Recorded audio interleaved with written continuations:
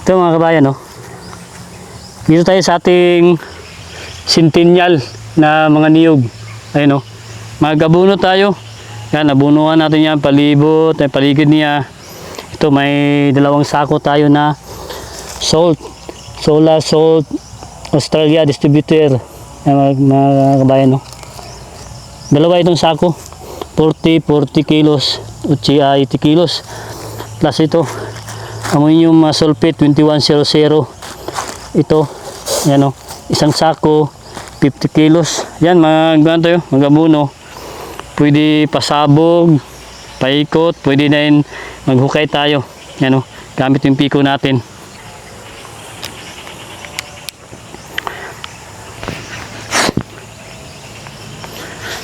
Ito mga kabayan, bali estimate lang natin, bali dito 1 kilo dito, tapos dito naman asin 1 kilo, ihalo lang natin.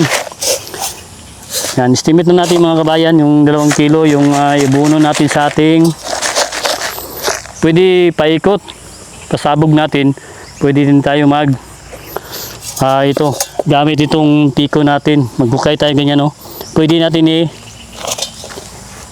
ibaon lang, yan, yan. Butas tayo, tapos ayan, lagyan natin, baon lang natin, ganyan, tapos takpan yung butas. Pwede din ikot dito tayo banda sa may canopy niya, paikot tayo kasi wala mang ugat dyan. Dito tayo, yan, ganito yung pag-abuno natin, paikot mga kabayan. Maganda kasi tagulan. Yan, pwede pasabog yung natin pag-abuno. Yan, asin at saka ammonium sulfate mga kabayan, nitrogen at saka phosphorus yung natin kailangan sa ating niyog, dahon at saka sa ugat at saka sa bunga, itong salt, asin. Ayan, paikot lang, tapos yun, abunuhan din natin yan. Okay, yan, lagyan natin ito, kay puntahan natin doon, doon tayo magabuno, ihukay natin para may idea tayo sa mga paano tayo magabuno. Yan, ito yung asin, salt, malaki yung niya, ito yung mga kabayan, ito yung asin.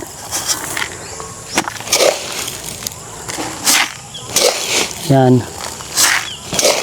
asin, halo lang natin ito. Saka ito yung ammonium sulfate natin, medyo pino siya, kunti. Yan, kuha tayo, kay doon tayo sa kabila. Yan, sago lang natin mga kabayan. Yan, okay, ganyan lang. Tapos punta tayo sa kabila gamit tong piko natin, ito, maganda ito. Okay, ito yung niyog natin, centennial, mataas na. Ito yung niyog natin. Bali, maghukay tayo, bali libing natin. Yan, bali apat kabutas sa batulo. Yan, tapos lagay tayo, estimate lang natin. Yan, tapos ito, ammonium sulfate. Yan mga kabayan, tapos takpan natin. Ganyan lang. Yan kadali yung natin, pamaraan. Tapos dito naman, putas naman tayo dito.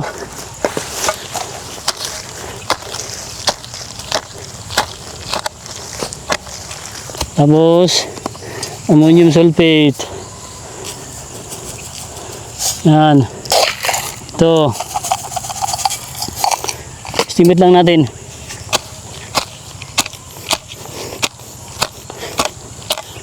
Yan mga kabayan, hukay lang natin. Dito, ayan, ikot lang, paikot lang.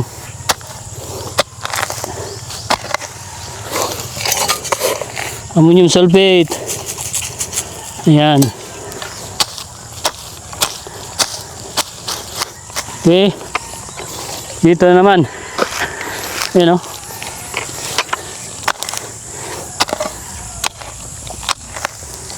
Ikot ng mga kabayan. Ammonium sulfate. Tsaka asin. Ayan.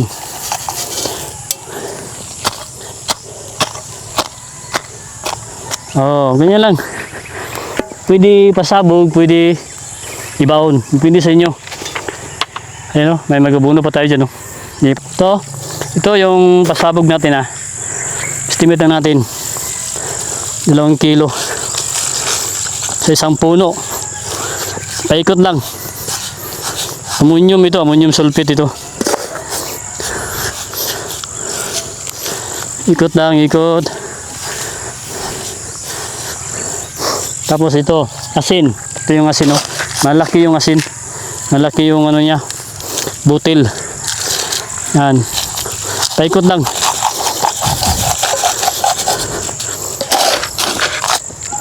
Estimate na natin. 2 kilo, bawat isang puno. Yan. Wala man tayong kiluhan. Ito, manamano na lang ito. Ayan, okay. Ito yung natin, pamaraan natin sa pag-abuno. Marami pa tayong abunuhin. Yan, no? Ayun mga kabayan, no? Mag-abuno pa tayo dyan. Yung mga niyog natin ng mga centennial. Kaya ito, pang mabilisan. Yung pag-abuno dyan, nakabuno na tayo. Tsaka doon. Dito, wala pa. Abunuhan din natin yan. Tsaka doon. Okay. Ito, ammonium sulfate tsaka asin. Ihalo natin. Tapos ganito, yung pag-abuno natin, paikot lang yung pasabog natin. Yan, yun po yung ano natin, pamaraan sa pagsabog. Pwede ipabaon, depende sa inyo. Maganda kasi ito, salt fertilizer at saka ammonium sulfate. Pampabunga, pamparami ng bunga, mapabigat ng bunga para sa dahon. Yan, halo-halo na, gihalo natin yung asin at saka ammonium sulfate. At saka sa isang puno, kahit 2 kilo lang, estimate lang natin. Yan o. Bali, kapag mawer tayo, kailangan mawiran muna natin yung puno ng ating niyog para walang mga damo. Yan. Estimate.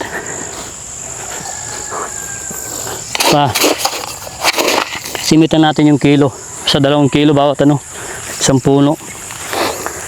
Kasi maganda yung presyo ng ano ngayon. Shoutout sa mga buyers. Maganda yung presyo ng niyog. 1850 kilo ng niyog at saka yung kupra 82 pesos. Napaganda. Shoutout sa mga farmers at sa mga buyers. Yan. Ito. Pangbilisan natin ito kaya baka abutan tayo ng ulan. Maganda ngayon kaya tagulan. At saka ito, yung langka natin, nabunuhan din natin yan mamaya. Ito. Ayan, daming bunga. Bising tayo dito. Ayan o. Yan, paikot lang. Estimate lang natin. Yan mga kabayan.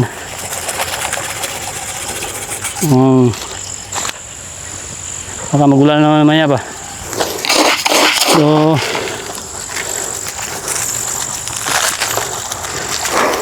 ayan mga kabayan. Yan. Yan, meron tayong ano, meron tayong takunan na variety, yung dwarf. Kasi pang butong natin, yun po yung ano natin, pang binta natin sa downtown Balangaraw. Ito, mahirapan tayo sa centennial, medyo mataas. Ayan, punta tayo dun sa may mga centennial natin dun sa kabila. At saka dun sa mga ano natin, mga takunan dwarf. Nandun yung ano natin, takunan, nabunuhan din natin yun. Unahin natin itong mga may mga bunga natin ng mga centennial bago tayo mag-abuno sa mga takunan natin. At saka itong mga langka natin, nabunuhan din natin ito. At saka yung bunga oh. Ito, yung bunga natin ha.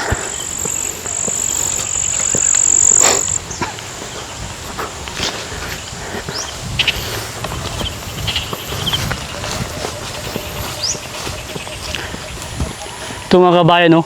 Ayan po yung inakyat ko ng isang araw. Nakakuha tayo ng 3 buwig. Kaya ito, abunuhan natin mga kabayan. Ito, iubos na natin ito. Para makakain siya. Yan. Kaya pakainin natin yung ano natin. Yung niyog natin.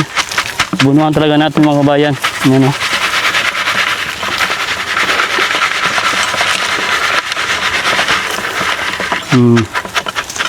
Ayan o. Yun po yung inakyat natin isang araw mga kabayan. At nakuha din tayo. Wala tayong nagbili sa downtown. Bidala natin kay Mrs. Kasi paborito niya itong buko. Ayan o. Ayan at parang magulan na. Kaya magdandahan na tayo mag-abuno. Patuloy natin yung abunuhan dyan. Para makain na yung mga niyog natin. Daming bunga o. Ito, mga second week ng June, magpa-harvest tayo ng lahing. Bikir tayo, pasungkit natin mga kabayan para magamit natin sa ating pang-maintenance dito. Kasi pambili natin yung mga abono natin dito sa ating mga ito yung mga rambutan natin. At sa mga maliit natin na mga prutas, kagaya dito. Kailangan pa yung abunuhan natin. Yan, alagaan pa natin ito. Kaya napakalaking tulong itong natin, itong niyog na Centennial. Kasi makaharvest tayo, ginabili natin mga abuno. Na ito, nakabili tayo. Galing po ito sa harvest natin na niyog. Kaya nakabili tayo ng maintenance natin. Ito, 2 sako. At ito asin. 40 kilos plus ito 50 kilos na ammonium sulfate. Yan o. Ito napakalaking tulong sa atin itong mga Centennial natin. Ayun mga kabayan o. Sobrang taas. Yan, magkuha sana tayo ng buko, hindi tayo makaabot. Pero may tayo dito hybrid o. Medyo makaya natin akyatin ito. Yan o. Yan, bago lang tayo nagkuha ng butong doon, no? Kinuha na natin ng butong yan, yung isang araw. Bali, 3 buwig na kuha natin. At dito naman, ito medyo mababa, nasa mga 15 feet siguro ito. Ito. Kaya akyatin natin ito kasi hybrid yung bunga niya, dami daming bunga mga kabayan, Yan nyo Kasi ginabunuhan natin Ayan Ayan, daming bunga sa taas. Ito, ayun. Ang dami pa doon. Puntahan natin yan kay patuloy tayo mag-abuno kasi mamaya magulan na naman. Kaya yan, baka mabutan na ng ulan. At maka-harvest tayo. Iyon po ito yung ginagamit natin pang maintenance natin. Pangbili ng ating mga pangailangan dito sa ating bukid. Kaya tuloy-tuloy lang sa ating pagtatanim. At balang araw ay mapakinabangan din natin yung mga tanim natin. Tiis-tiis lang. Enjoy lang natin yung pagpa-farming mga kabayan. Happy farming. Kaya tuloy tayo sa pag-abuno natin. Da.